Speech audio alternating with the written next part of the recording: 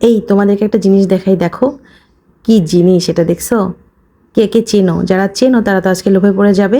এটার ভর্তা আজকে দেখাবো। আর যারা চেনো না তাদেরকে বলি, এটা হচ্ছে নোনা ইলিশ। এটা নোনা ইলিশের চাকা বা পিস যাই বলো না কেন, এরকম 2-3টা পিস আম্মু নিয়ে আসছে। আম্মুকে আমি আনতে বলছিলাম ময়মনসিংহ থেকে, কারণ বগুড়ায় আমি থাকি, আমার শ্বশুরবাড়ি এলাকা।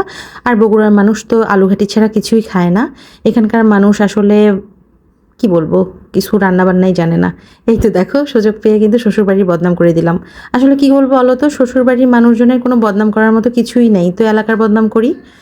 তো তোমাদেরকে আজকে নোনা ইলিশের ভর্তা শিখাই। সেটা হচ্ছে যে এরকম একটা চাকা টুকরা টুকরা করে নিবা। আমি অর্ধেকটা নিয়েছিলাম। তারপরে হচ্ছে ঠান্ডা পানি দিয়ে জাস্ট ভালো করে ধুয়ে নিলেই হবে। আর নোনা ইলিশে প্রচুর লবণ থাকে, তো ভর্তা করার সময় একটু সাবধান, টেস্ট করে নিবা।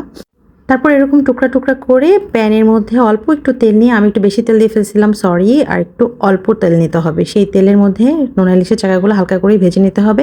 অল্প পরিমাণে হলুদ দিতে পারো, নাও দিতে পারো, আমি একটু দেখা সৌন্দর্যের জন্য দিছিলাম, যদিও হলুদে কোনো টেস্ট আনে না।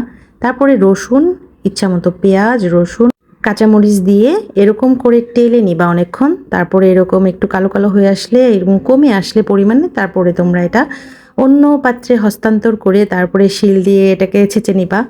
আর এটা শিল দিয়ে ছেঁচে নেওয়াই ভালো। আর কাটা বাছার মতো তেমন কিছু, যদি কোনো বড় কাটা থাকে, মানে সেন্ট্রাল যে কাটাটা, সেটা হাত দিয়ে ফেলে নিও। তারপরে ইচ্ছা মতো ঝাল দিয়ে, এটা তো ঝাল দিয়ে অবশ্যই মজাই লাগবে, বুঝতে পারতেছো।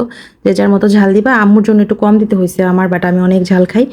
এই তো হয়ে গেল আমার ভর্তার রেসিপি। তারপরে সুন্দর করে মুছে যে বাটিতে নিবা সেই বাটিতে নিয়ে নিও। একদম কোনো কিছু কিন্তু মানে নষ্ট করা যাবে না, একদম মুছে মুছে নিবা। এই ব্যাপারে খুব কিপটামি করবা, বুঝছো? কারণ খাওয়ার সময় বুঝতে পারবা কেন কিপটামি করতেছো।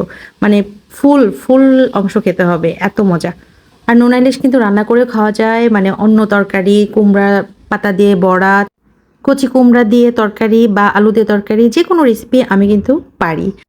সো আমার সাথে থেকো, অনেকগুলো রেসিপি দেখানো যাবে যদি চাও। ভালো থেকো, সুস্থ থাকো। আজকে এ পর্যন্তই, আল্লাহ হাফেজ।